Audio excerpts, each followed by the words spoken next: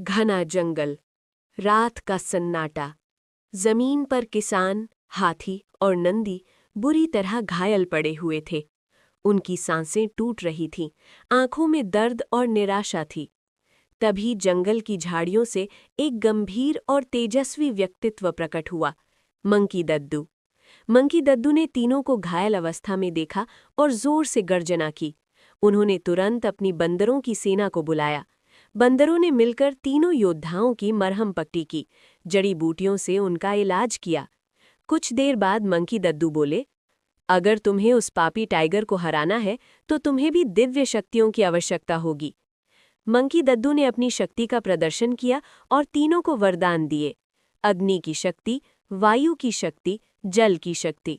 Monkey दद्दू बोले, अब तुम तीनों तैयार हो, धर्म की रक्षा के लिए निकल पड़ो। तीनों योद्धा गांव की ओर बढ़े। वहां काला टाइगर खड़ा था, जिसने अपनी काली शक्तियों से भूतों की सेना बुला रखी थी। टाइगर हंसते हुए बोला, फिर से आ गए मरने। लेकिन इस बार कहानी बदल चुकी थी। युद्ध का आरंभ होता है। जल शक्ति से हाथी ने पूरे गांव को डूबने से बचा लिया।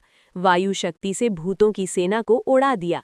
अग्नि शक्ति से भूतों को भस्म कर दिया। अब सिर्फ टाइगर बचा था।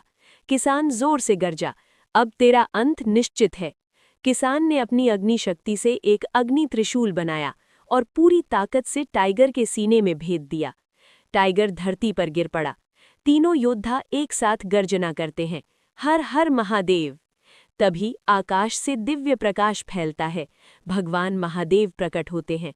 महादेव बोले, तुम तीनों ने धर्म की रक्षा की है।